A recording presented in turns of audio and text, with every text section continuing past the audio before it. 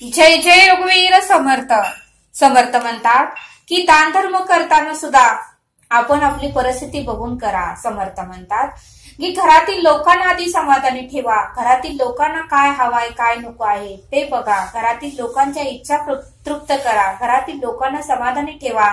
आधी घरातील लोकांना जे काय हवं आहे ते पहा आणि मगच तुम्ही दान धर्म करा असं समर्थ आपल्याला इथे सांगतात. आणि म्हणून समर्थ म्हणतात की आपण बाहेर देखावा करण्यासाठी घरच्या लोकांना नाराज करतो. बाहेर देखावा करण्यासाठी घरच्या लोकांना नाराज करतो. घरातल्या लोकांचे मन दुखवतो. आणि म्हणून समर्थ म्हणतात की घरच्यांना आधी तृप्त करा. त्यांना काय जे आवडते ते त्यांना द्या.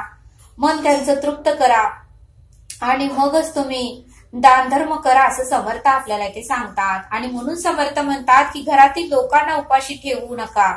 घरातील लोकांना त्रास देऊ नका आणि घरातील लोकांना उपाशी ठेवून दान धर्म करू नका असं समर्थ आपल्याला इथे सांगतात. आणि म्हणून समर्थ म्हणतात की प्रत्येकाच्या हृदयात परब्रह्म आहे. प्रत्येकाच्या हृदयामध्ये ईश्वराचा अंश आहे.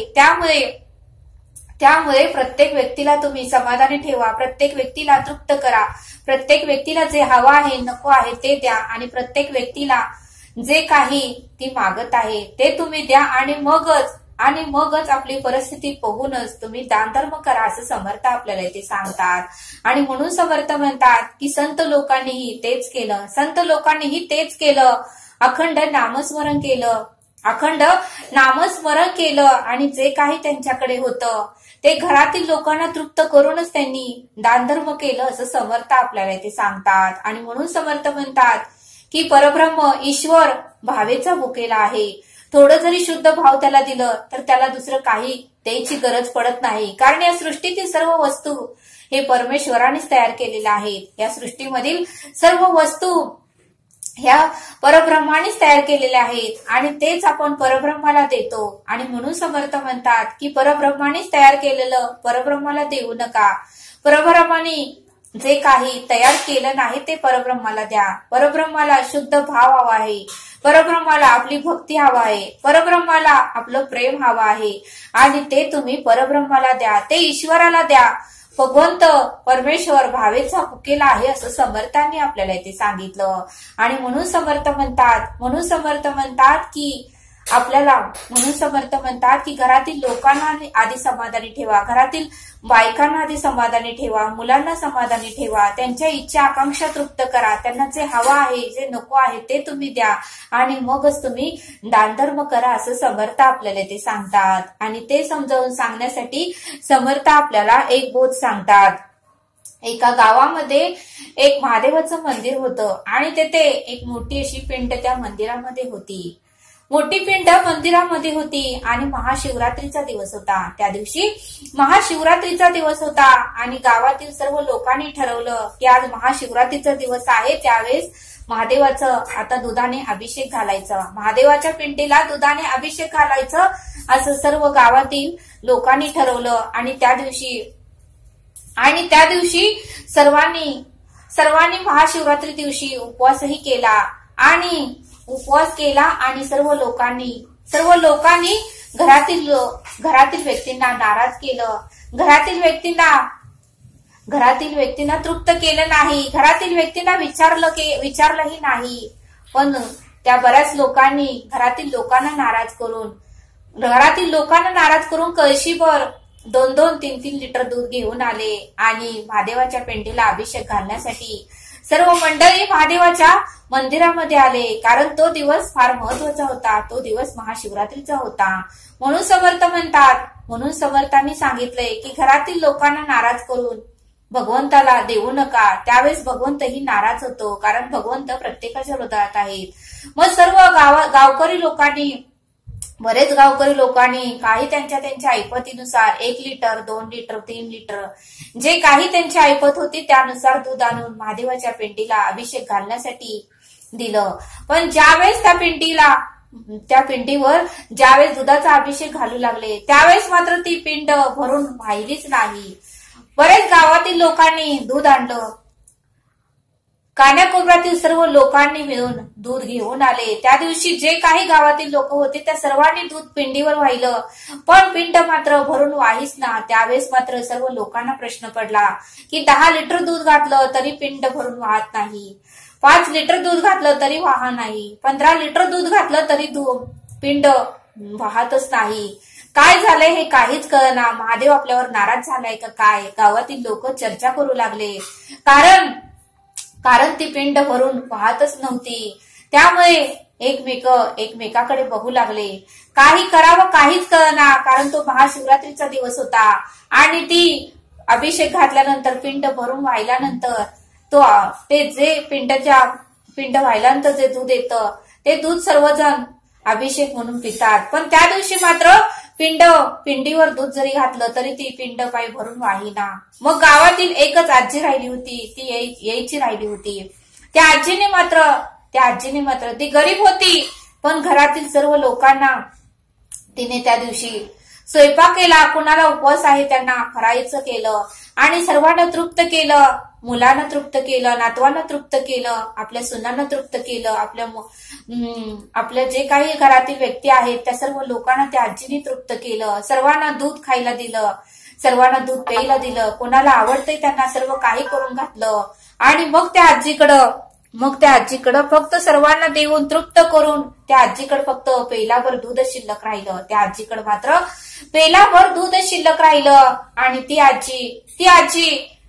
त्या आजीचं मात्र भाव शुद्ध होते, भक्ती शुद्ध होती। ती आजी म्हणाली, परमेश्वरा, मी घरातील सर्व लोकांना तृप्त केलं, मी घरातील सर्व लोकांना समाधानी ठेवलं, मी घरातील लोकांना जे जेवत आहेत त्यांना मी स्वयंपाक केला, ज्यांचा उपवास आहे त्यांना फराळ केला, मी नातवांना, मी माझ्या पतीला, मी माझ्या सुनांना, मी माझ्या मुलांना सर्व काही देऊन आता जे काही दूध शिल्लक राहिलं आहे मी तुझ्यासाठी घेऊन येत आहे।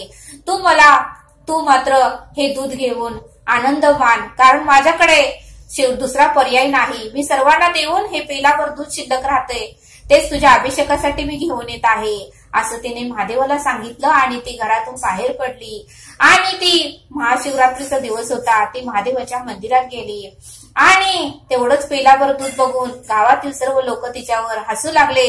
अगं आजी, तुला काय कळतं का नाही? आम्ही सकाळपासून येथे दूध घेऊन सर्व गावातील लोक आलो आहोत, आता दुपारचे 1 वाजले आहेत तरी महादेवाची पिंड भरून वाहतच नाही।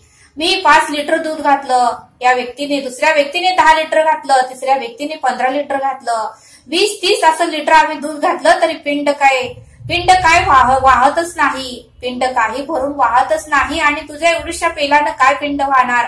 म्हणून सर्व गावातील लोक तिची चेष्टा करू लागले, तिची मस्करी करू लागले, तिला हसू लागले, तरीही आजीला राग आला नाही। आजीचा शुद्ध भाव होता, आजीची महादेवावर भक्ती होती, आजीचं महादेवावर प्रेम होतं, आजीची श्रद्धा होती, अखंड नामस्मरण होतं। घरातील लोकांना तिने समाधानी केलं होतं, तृप्त केलं होतं, त्यांचा आशीर्वाद तिने मिळवला होता, कारण घरातील लोकांमध्येच तिने महादेव पाहिला होता, घरातील लोकांमध्येच तिने महादेवाचं रूप पाहिलं होतं।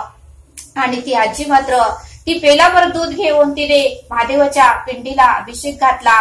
ती पेलाभर दूध घेतली आणि तिने एक मंत्र म्हणला, कैलास राणा शिवचंद्र होनी फणींद्र माता मुक्ती धरारी कारुण्य सिंधू भौदुक्कारी तुझविन शंभो मज कोण तारी, असा तिने मंत्र म्हटला आणि तिने ते पेलाभर दूध महादेवाच्या पिंडीवर अभिषेक केला। त्या पेलाभर दुधाचा महादेवाच्या पिंडीवर तिने अभिषेक घातला आणि मग मात्र सगळ्यांना आश्चर्य वाटलं। महादेव ही त्या आजीवर प्रसन्न झाला होता, कारण त्या आजीची भक्ती, त्या आजीची श्रद्धा, त्या आजीचं नामस्मरण आणि त्या आजीचं महादेवावरची अखंड श्रद्धा पाहून महादेव ही तिच्यावर प्रसन्न झाला आणि ते पेलाभर दूध त्या पिंडीवर तिने अभिषेक घातल्यानंतर मात्र पिंड दूध भरून वाहू लागली आणि मग सर्वांना आश्चर्य वाटलं।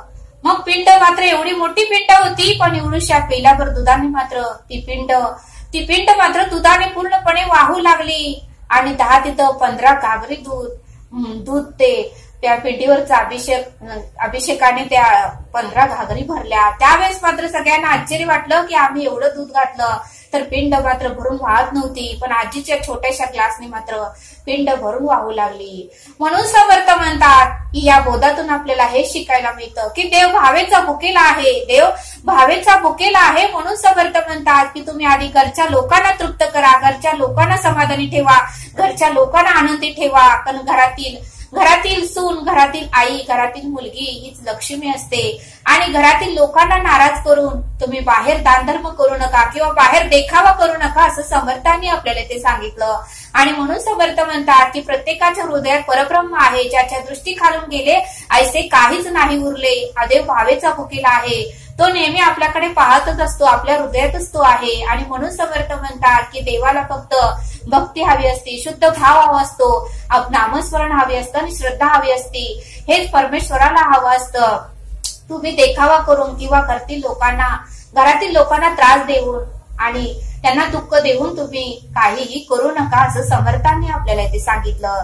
त्या आजींनी मात्र घरातील लोकांना समाधानी ठेवलं, घरातील लोकांना तृप्त केलं आणि मग राहिलेलं दूध तिने श्रद्धेने आणि भक्तीने त्या महादेवासाठी आणलं. आणि महादेवही तिच्यावर प्रसन्न झाले आणि तिची भक्ती पाहून तिच्यावर प्रसन्न झाले. आणि गावातील लोकांनीही त्या आजीची माफी मागितली. आणि म्हणून समर्थ म्हणतात की घरातील लोकांना आधी समाधानी ठेवा आणि मगच तुम्ही समाधानी घरातील लोक झाल्यानंतरच तुम्ही दानधर्म करा, असं समर्थांनी आपल्याला इथे सांगितलं. तरी आता आपण येथेच थांबूया.